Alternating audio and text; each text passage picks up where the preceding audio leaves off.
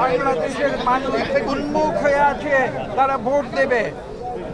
2009 সালে যাদের বয়স 18 বছর ছিল না, আজকে তাদের বয়স কত হিসাব করে দেখুন, তারা 35 পার হয়ে গিয়েছে। তারা ভোট দিতে পারেনি। তারা বাংলাদেশে একটি সুষ্ঠু নিরপেক্ষ নির্বাচনে ভোট দিতে চায়।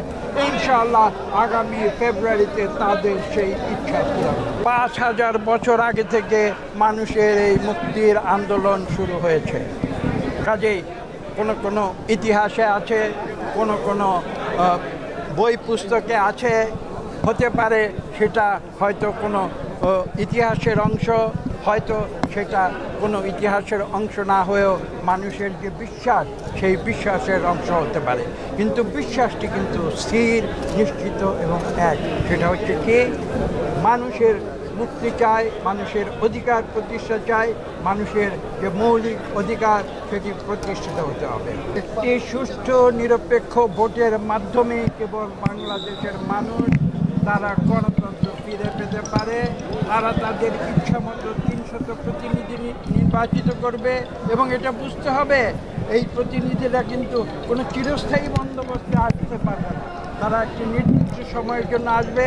তারা যদি ভালো কাজ করে, তারা যদি খারাপ কাজ করে, 5 বছর পর তাদের আবার জনগণের কাছে পরীক্ষা দিতে হবে এবং সেই পরীক্ষায় উত্তীর্ণ হতে হবে।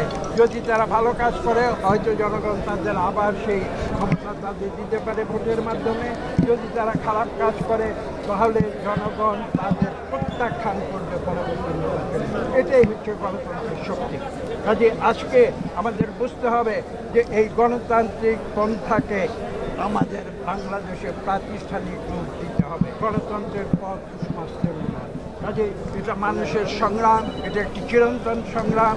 এবং এদেশে যে আমি মাঝে মাঝে যেটা বলি, সুর এবং অসুরের যে লড়াই, অর্থাৎ যারা স্বৈরাচারী, যারা ক্ষমতা লোভী, তারা বারবার চায় মানুষের উপরে তাদের কর্তৃত্ব বজায় করে মানুষকে অত্যাচার করে, লুটপাট করে তারা তাদের প্রভাব বিস্তার করতে চায়। কিন্তু বাংলাদেশের মানুষ কখনো এটা হতে দেয়নি।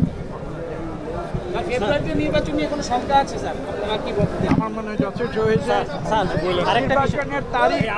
নির্বাচনের তারিখ এই অন্তর্বর্তীকালীন সরকার ঘোষণা করেছে এবং ইনশাআল্লাহ বাংলাদেশের মানুষ বিগত 17 বছর ভোট দিতে পারেনি।